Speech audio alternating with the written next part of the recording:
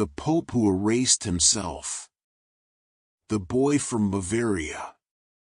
For 24 years he was the chief censor of the faith. He was called the Panzer Cardinal. Then he was handed the keys to paradise. And he became Pope. This path did not begin in the offices of the Vatican. It began in the Bavarian village of Marktal.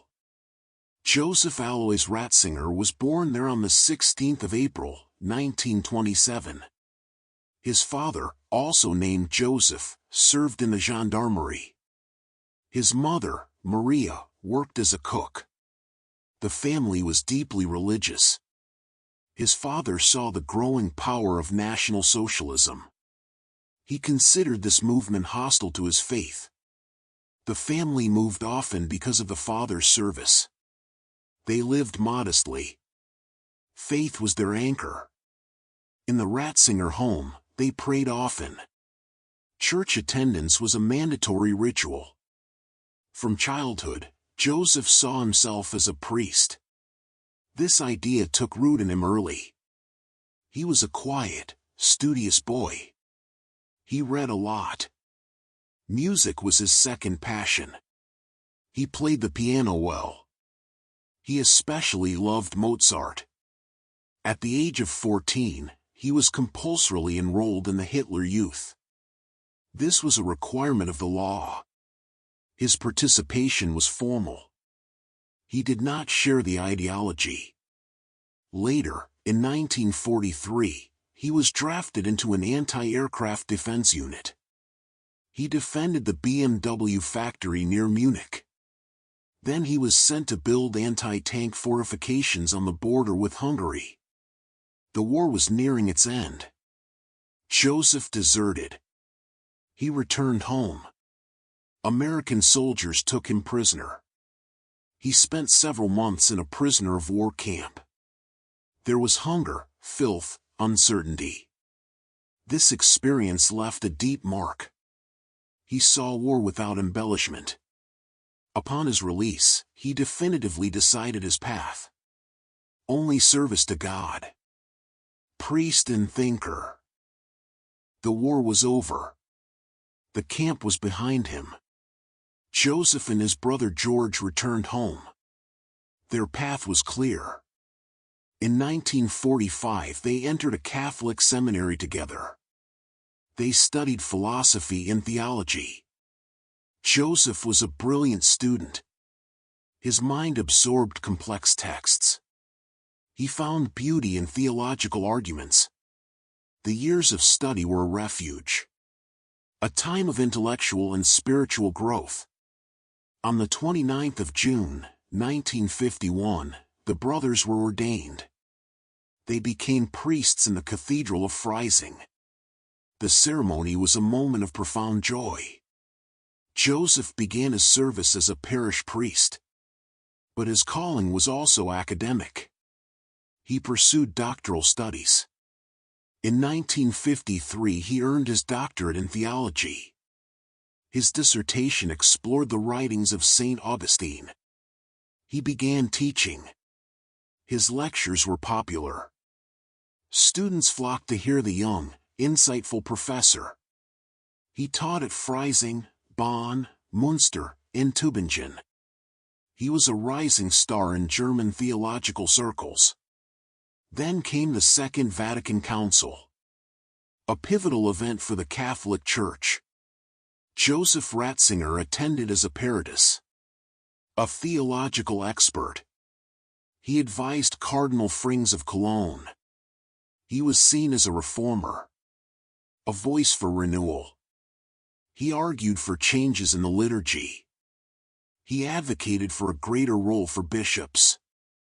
His ideas helped shape some of the council's key documents.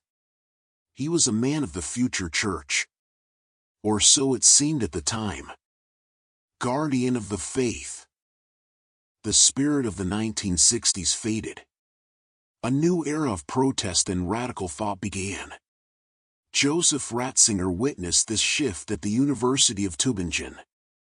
He saw Marxist ideas blending with theology. He grew concerned. The reformer who had championed change at the Second Vatican Council became more cautious. He believed the foundations of the faith were being threatened. This period marked a profound change in his thinking.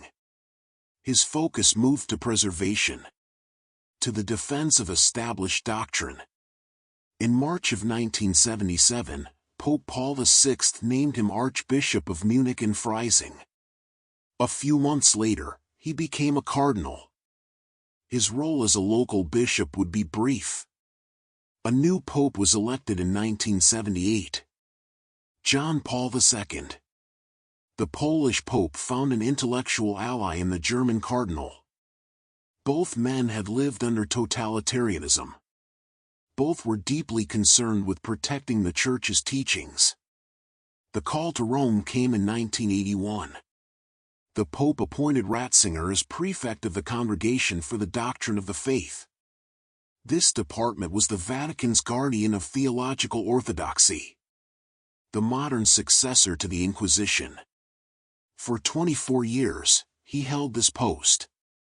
He was the Pope's most trusted theological advisor. His word carried immense weight. He reviewed texts. He disciplined theologians. He issued judgments on matters of faith. His office became known for its strictness. He famously confronted liberation theology, a movement strong in Latin America. He viewed it as a dangerous mix of Christianity and Marxism. His office issued documents that effectively stopped its spread. These actions forged his public image. People called him the Panzer Cardinal, God's Rottweiler. He was the enforcer, the unyielding defender of tradition. For many, he was a symbol of a church that would not compromise. This reputation would define him for decades. The burden of light. John Paul II died on April 2, 2005. The world watched his long decline. His death left a void. Joseph Ratzinger, as Dean of the College of Cardinals, presided over the papal funeral. His homily was a powerful eulogy. He spoke of a pope who suffered and loved. It placed him at the center of the global stage. On April 18, 115 cardinals entered the Sistine Chapel. The doors were sealed. The conclave began. The process of voting started. Black smoke signaled an inconclusive vote. The world waited. On the second day, April 19, after just 4 ballots, white smoke billowed from the chimney. The great bell of St. Peter's Basilica rang.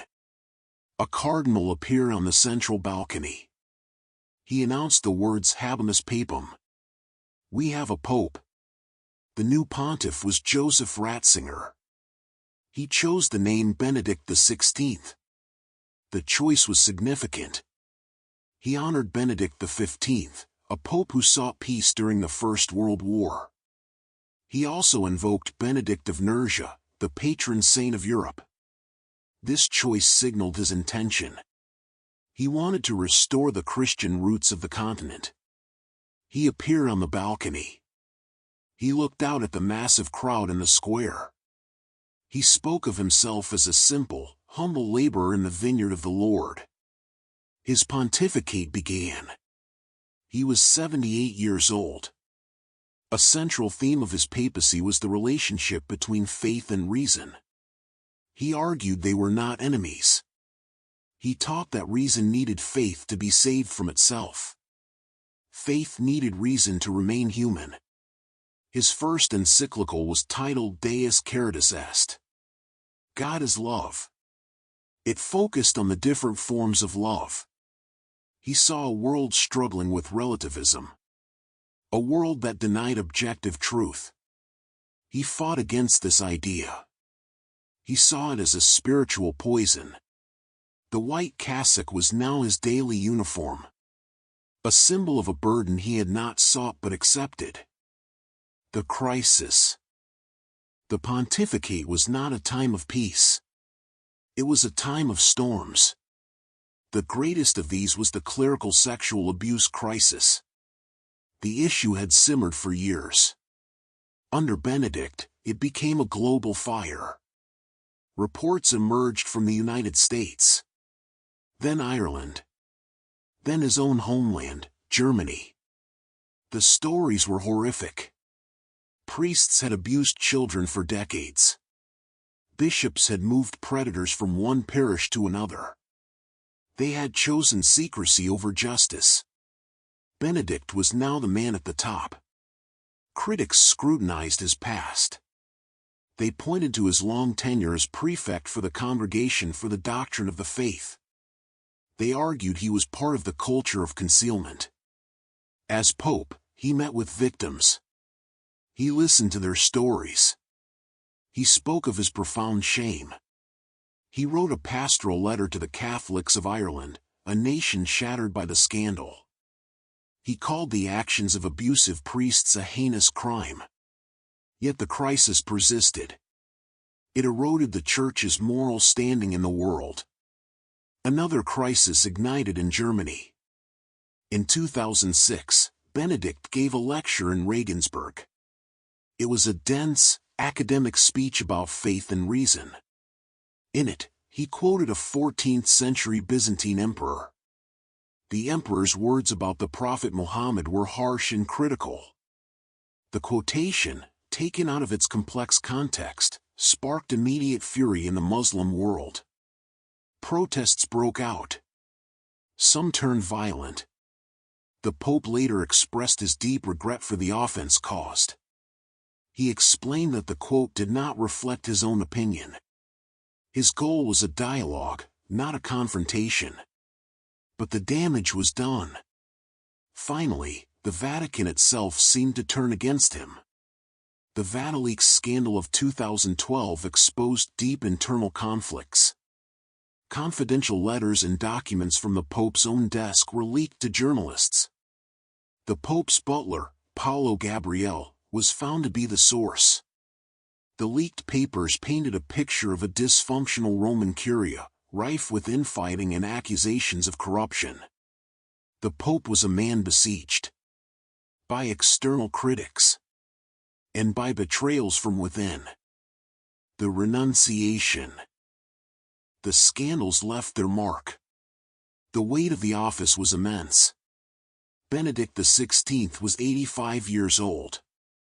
His strength was fading. He felt it in his body and in his mind. The decision formed slowly.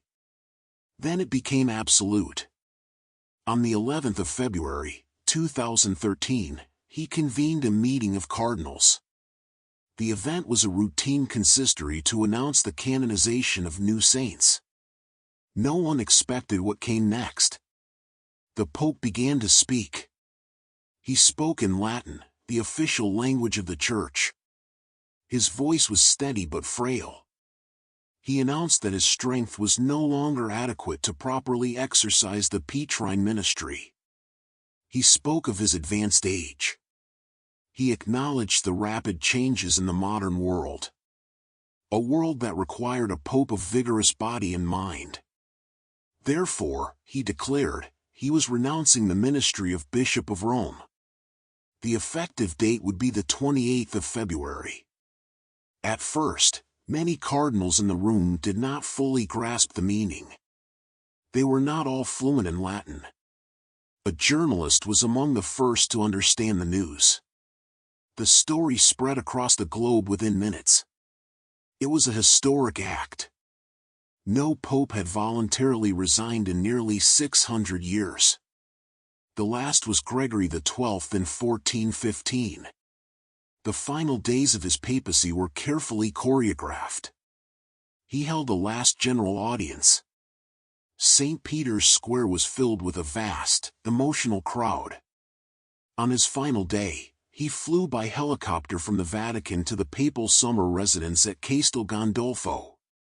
At 8 o'clock in the evening, the great doors of the residence closed. The Swiss guards standing post walked away from their position. Their service was complete. The papacy was officially vacant. Two popes. The world now faced an unprecedented situation. Two men in white cassocks lived within the Vatican walls. One was the reigning pontiff. The other was the Pope Emeritus. Joseph Ratzinger adopted this new title. He promised his unconditional reverence and obedience to his successor. After a brief stay at Castel Gandolfo, he moved into a converted monastery. The Mater Ecclesiae monastery was situated in the Vatican Gardens. This would be his final home. His life became one of prayer and study. His days were quiet. He dedicated his time to reading, writing letters, and playing the piano. He received a small number of visitors. He deliberately remained hidden from the world. Meanwhile, a new conclave elected a successor. Cardinal Jorge Mario Bergoglio of Argentina became Pope Francis. The relationship between the two men was a subject of intense public interest. Francis often spoke of the Pope Emeritus with affection. He compared having Benedict nearby to having a grandfather at home. He visited him regularly. Benedict remained true to his promise. He never publicly interfered with his successor's governance. Yet his mere presence was a powerful symbol. It created 2 points of reference for some Catholics.